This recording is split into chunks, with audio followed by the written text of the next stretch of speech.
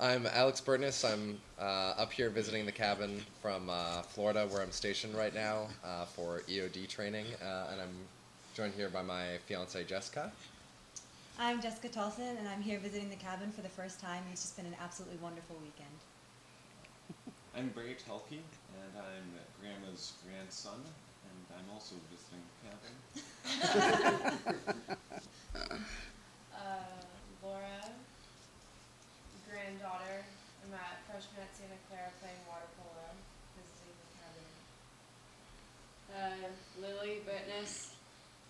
We live in Westville right now, and I'm running track. I'm going into my junior year of high school, just enjoying the cabin. I'm Anton. I'm studying at Rutgers next year and just visiting family up at the cabin. I'm Matt Burtness, another grandson. I'm 26 years old, and I teach first grade in Tacoma, Washington.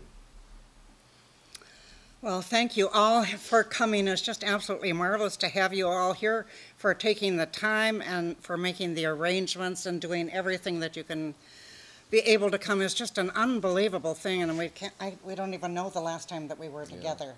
Yeah. Can't quite figure out what it was.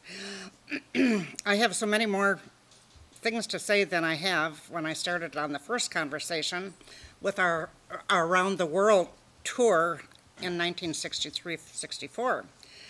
Then I went back to my birth in 1928, and then went up through about 1955 when we left Princeton. Well, we got that far, so there's so much more to do. There's the children, 4 marvelous, gorgeous children, and the schools they went to in India, Germany, Oxford, plus all of the United States, St. Paul. And then there's the spouses, and then 7 grandchildren, absolutely marvelous grandchildren. We're so sorry that Anna isn't here. She would have just loved to have been here. Then there's the work I've done in other areas. There's Steve's death in 2005, Jim's death in 2006, my life today, so there's enough for another 3 conversations anyway. But I thought this is kind of the time when we can all of you be together here.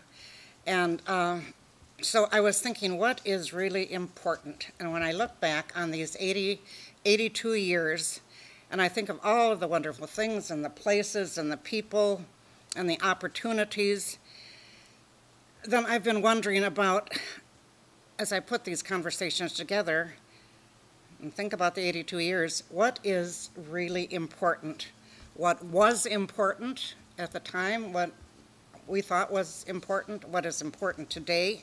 So then my mind starts going round and round and round, and so I'd like to talk to you today about some of the things that I think are really important. So here are some of my thoughts. Of course, family is really important. So many, or some of the people that I live with don't have any family, don't have any children or grandchildren, and by the time they get to be 80 or 90 years old, you know, and you're alone, it's really quite lonely. Then you think of the children, the grandchildren. I think about your spouse. Just unbelievably important and precious, and all of those things make life so worth living. Jim had put up on our bulletin board in the kitchen just a little piece of paper, every day is precious, and then underneath there he had said fun. So every day is precious, but at the same time you have to have a little bit of fun at the same time.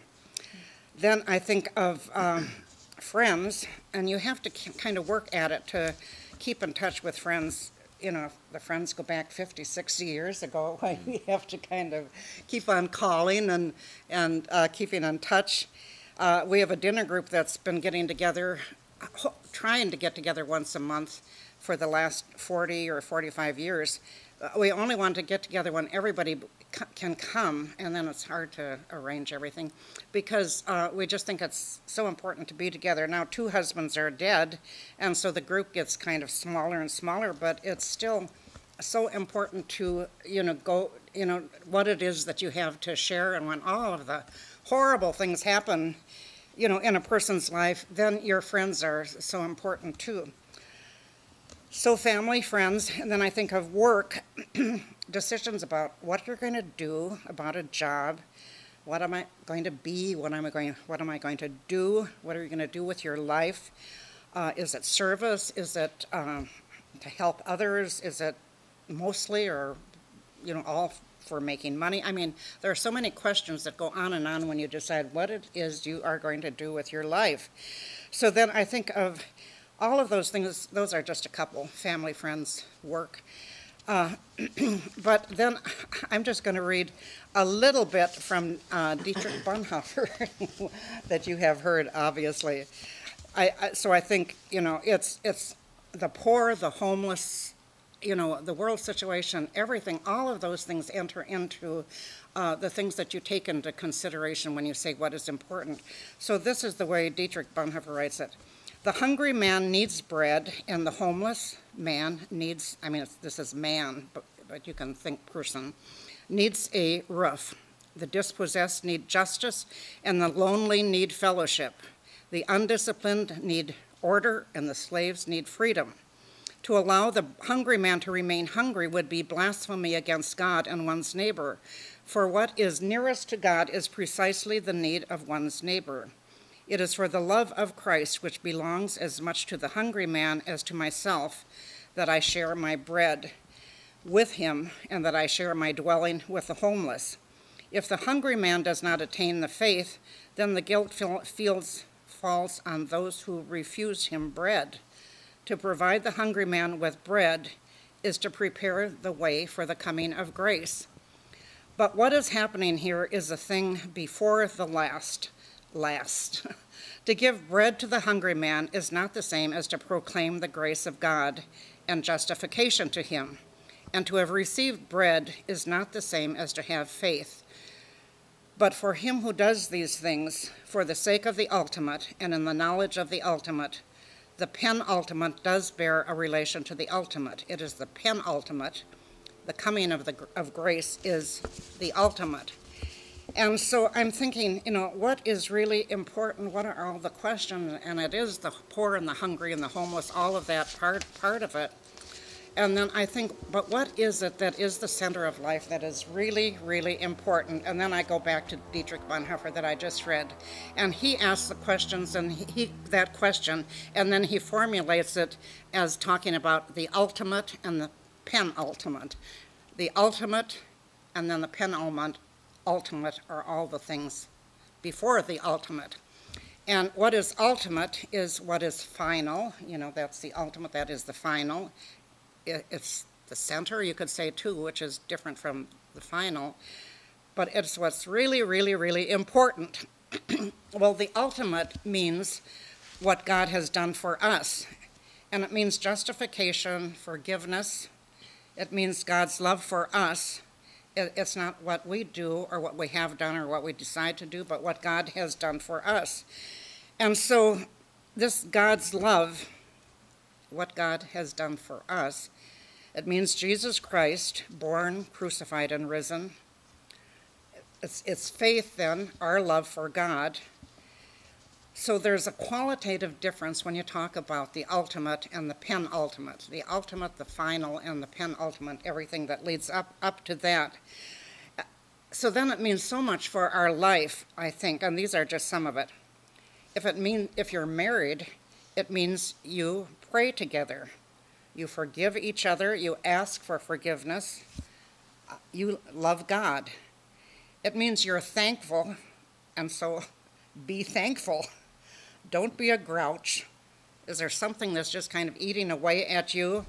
Don't brood. Don't have regrets about what you might have done, what you should have done. What about all of the what ifs? It means forgiveness, and then it means asking God to help you to forgive other people. Sometimes it's really, really hard to forgive someone who's done wrong things to you. And then you just ask God, please, dear God, help me to forgive this person. And you just name that person. You just help me to forgive that person. You may not ever go to that person and, say, I've forgiven you or anything, but just forgive that person. So there is forgiveness, just as we are forgiven. And above all, be thankful. there were a couple of little poems that have just been on my mind, not just right now, but in the last while. And of course, I think I said one of them one time. Little Jack Horner sat in a corner eating his Christmas pie.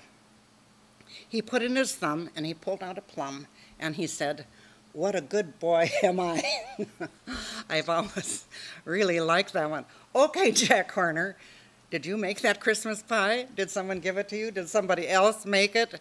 But I mean, he gets it and he puts his thumb in, of all things, but anyway, he's got the plum and he says, "What a good boy am I." And I think it's the way we are so often. We're given so much. We've got health, we've got schools, we've got college, we've got jobs. And then we say, "Oh, what a good boy am I. What a good girl am I." As though you have done something to deserve all of these things that have been given to you. It's just really, I just think it's just the way we react so often. It's entitlements, it's just all kinds of things. Well, then the other one I was thinking about was Christopher Robin, and I couldn't find my Christopher Robin books. They're in a box someplace. But he says, as I remember it, "I've got shoes with brand new laces. I've got knickers and a pair of braces. I'm all ready to run some races. Who's going out with me? Every morning my new grace is, thank you, God, for my new laces.